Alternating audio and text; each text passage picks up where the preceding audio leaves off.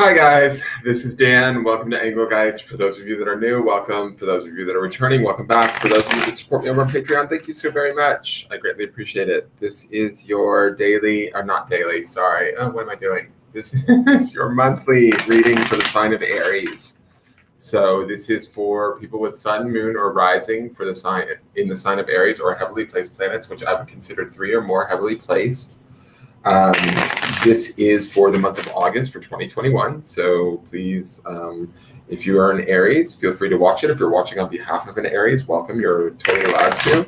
Please share the video out with all of your Aries friends in groups, wherever you can share it. Feel free, let people know. If you're enjoying the video, please hit the like button, follow, subscribe, share, all of that sort of stuff. What else? If this is a broad spectrum reading intended for all of the Aries, so if some of it makes sense and some of it doesn't, that's okay. Just take what you need and leave the rest.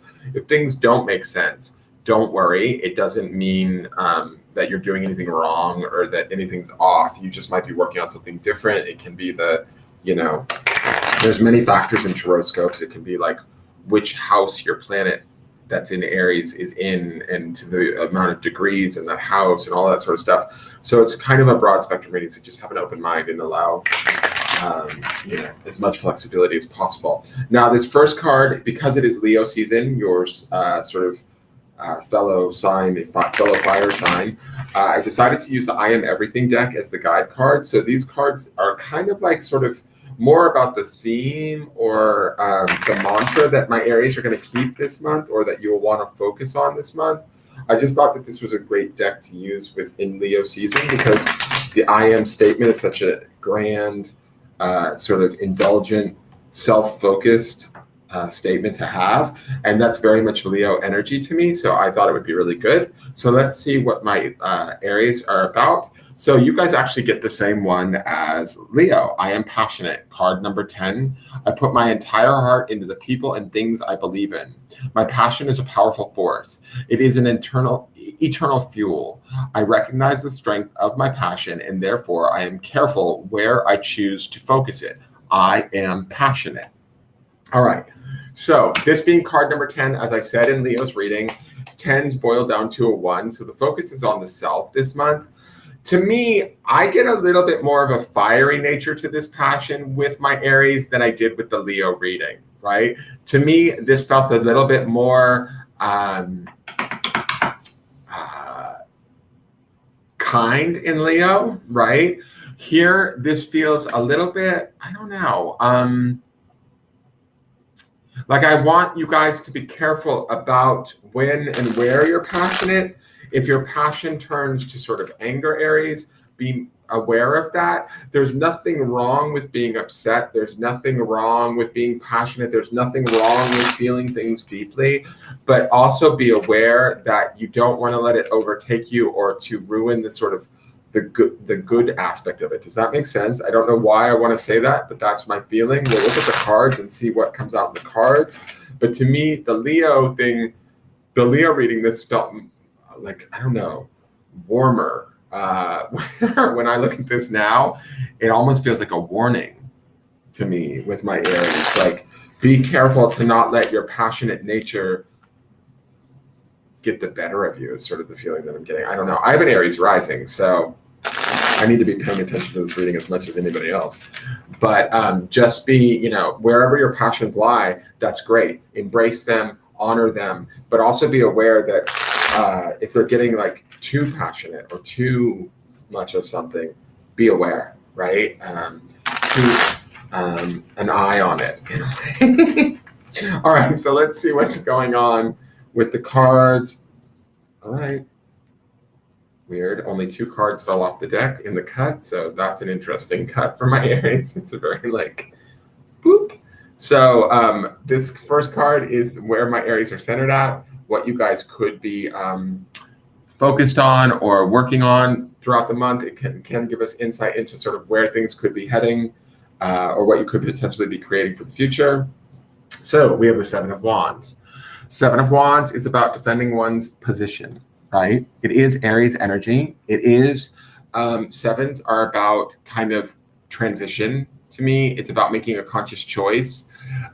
We could feel a little bit defensive this month in August. We could feel like we're being maybe poked at, prodded at, picked apart, scrutinized. We might feel the need to defend our stance, and that's some of this passion. That's some of this warning that I felt with this I am passionate, why it feels different than Leo's to me, is that to me, it's great that you are passionate, Aries. It's wonderful, but it's maybe not being correctly understood this month, or it's not like with this Seven of Wands to me, it says to me, be careful that you don't allow what you're passionate about to get maybe out of hand, or you lash out at others, or potentially find yourself having to defend yourself in some way, shape, or form.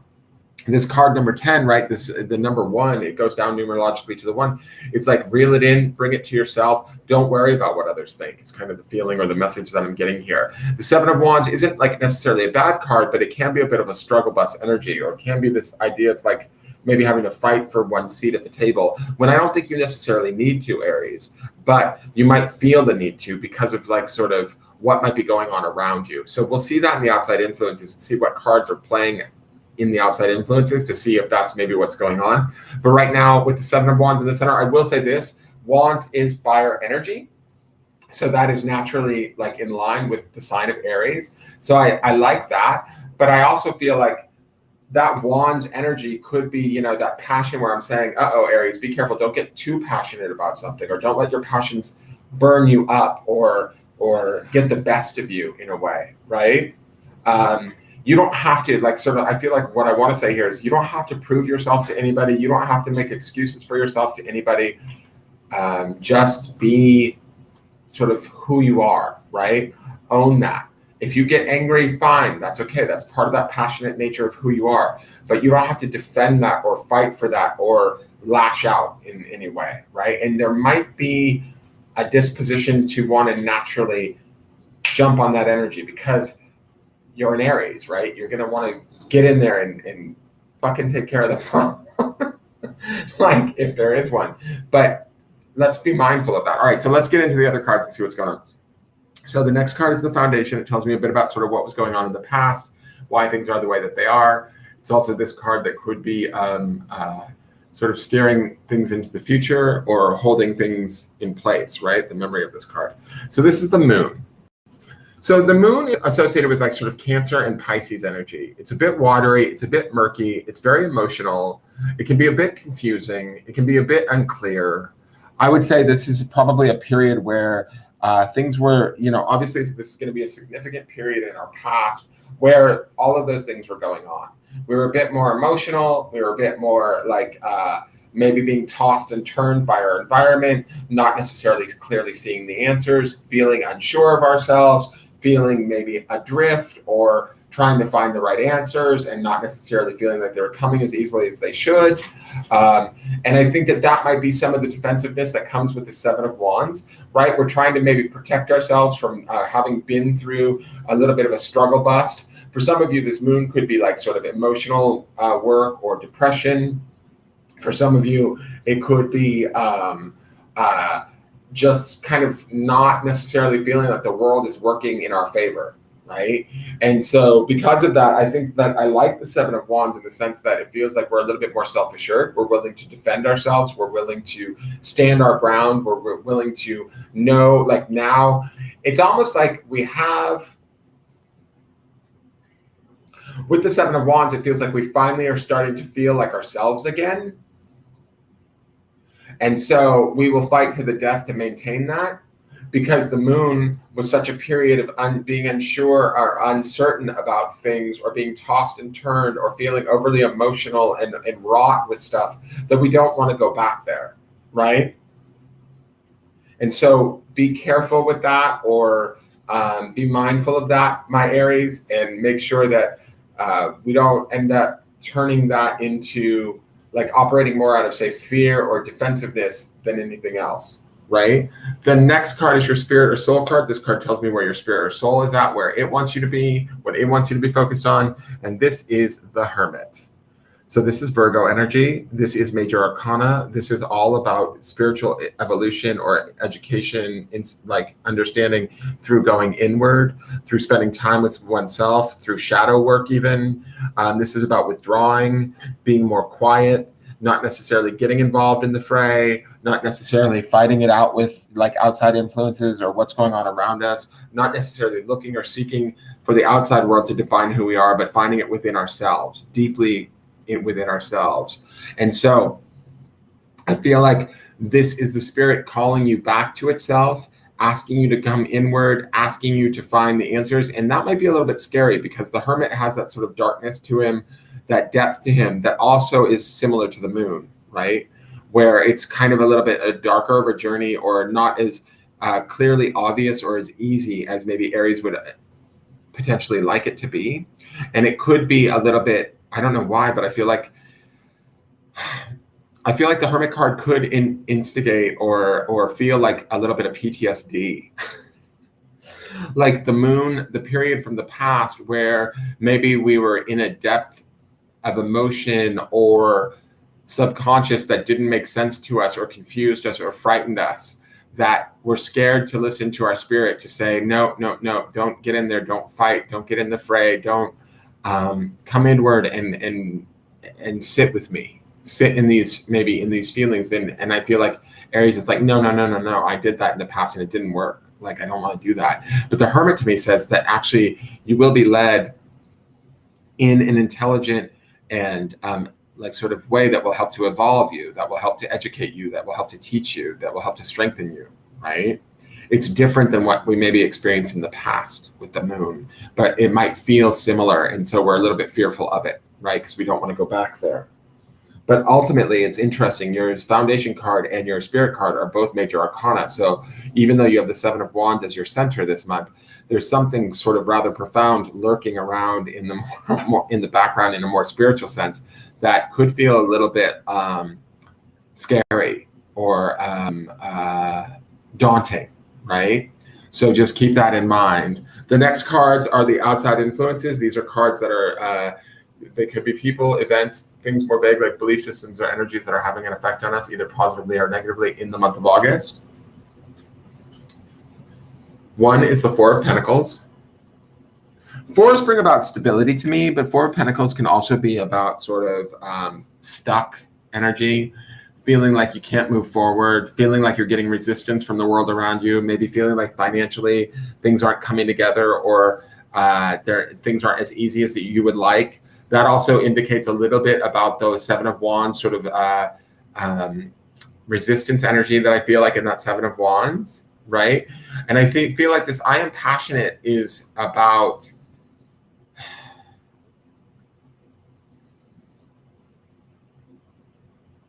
it's like how we put our passion into things is what the key is this month for the Aries. And when our passion moves into a state of like anger, frustration, even though we have a good heart and we want what we want, we have to look at it from like a place of more compassion than like burning desire, if that makes sense. And to be able to find that compassion maybe for others or situations around us, we're going to have to do the emotional work that we're trying to maybe avoid, because when we've been caught in our emotions or done some of those things in the past, that Moon card has come up where it's gotten murky, confusing, unsettling. But it feels like with this Four of Pentacles, the resistance in the Four of Pentacles, the resistance in the Seven of Wands, it's sort of like the struggle bussy energy that I'm getting from those two are going to push us towards this Hermit as much as we don't want to. Let's look at the other outside influence. So this is the Ace of Wands. Wands being that element of fire, Wands being about that element of spirit, and the Ace being about new directions, new opportunities, new growth, right? I feel like the outside world, which would be the material world, would be represented in that Four of Pentacles. That's a little bit of a stingy, miserly, not moving energy. The Ace of Wands being more spiritual and fiery based and in line with Aries will push us also more towards the Hermit, There will be opportunities for growth this month. There will be opportunities for realization. There will be new doors or new avenues opening up to us. But I think that we need to be ready to take them by exploring that energy of the hermit within our higher self.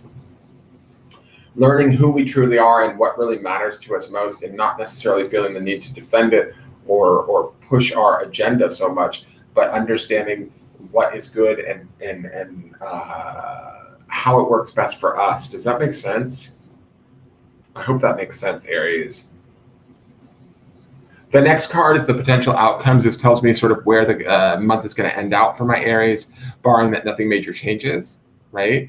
So this card is not set in stone. If it's a negative card, we can take it as a warning, and through free will, you make choices and changes in our life to affect the outcome. If this is a positive card, we can take heart in the fact that we're naturally heading towards this, barring that nothing major changes. So let's see. All right, this is the High Priestess. So this says to me that you guys are going to go on the journey of the hermit, or at least the majority of you will. The High Priestess to me is Pisces energy, right? But she's also that spiritual awareness. She is sort of like the secrets of the confusion that's in the moon. The High Priestess has, and she has a knowledge of, and an embrace of, a grasp on, an awareness of, a control of, right? But we have to go into that depth of who we are emotionally, who we are spiritually, and sort of seek that out, search that out, find those answers within ourselves. We will find them. And it's interesting too, because this card was in Leo's reading and that was Leo's outcome also, Aries. But it feels to me like you guys will have a similar outcome or a similar experience in a way to Leo, but it's a bit more of a way bumpy ride. Does that make sense? So Leo's reading was very